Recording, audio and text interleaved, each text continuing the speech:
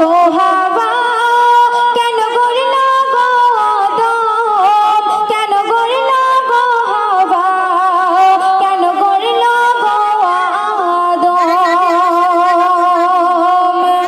তারপর কবি অতি সুন্দর কথায় কি লিখছি শোনো।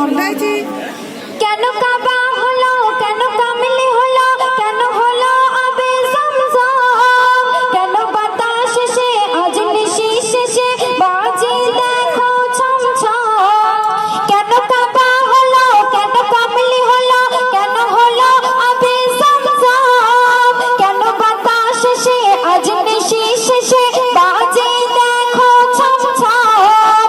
কেন গড়ল খোদা গগন কেন গড়ল খোদা পবন কেন গড়ল খোদা জীবন কেন গড়ল খোদা মরণ কেন গড়ল গো হাওয়া কেন গড়ল গো আদম কেন গড়ল গো হাওয়া কেন গড়ল গো আদম। অতি সুন্দর কথা কবি লিখছি শোনো। কেন ফসল ফলে ওই ধরা তলে কেন আহার জোগায় খোদা কেন মরুর বুকে কেন আকাশ থেকে ওই ধরার বুকে বৃষ্টি পড়ে সর্বদা।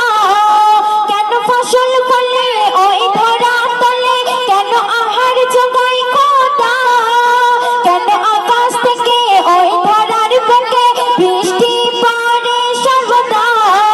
কেন ফুলের কাছে ভ্রমণ করে শুধু আলোকন কেন আকাশ জুড়ে চন্দ্র ছড়ায় চাঁদের কিরণ কেন গড়ল গো হাওয়া কেন গড়ল গো আদম কেন গড়ল গো হাওয়া কেন গড়ল গো আদম।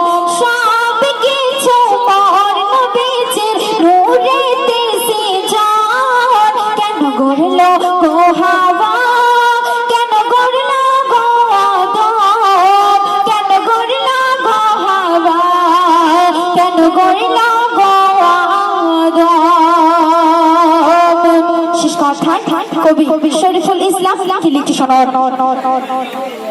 কেন প্রেমে খোলো কেন আশিক হলো কেন হলো কলম খাতা কেন প্রেমে খোলো কেন আশিক হলো কেন হলো কলম খাতা কেন কবি হলো যত ছন্দগুলো নিয়ে লেখে মনের কথা বলে আজ কবি শরীফুল যা কিছু দেখি সারাক্ষণ বলে আজ কবি শরীফুল যা কিছু দেখি সারাক্ষণ যদি না আসতো নবীজি আজ হতো না আয়োজন কেন গড়ল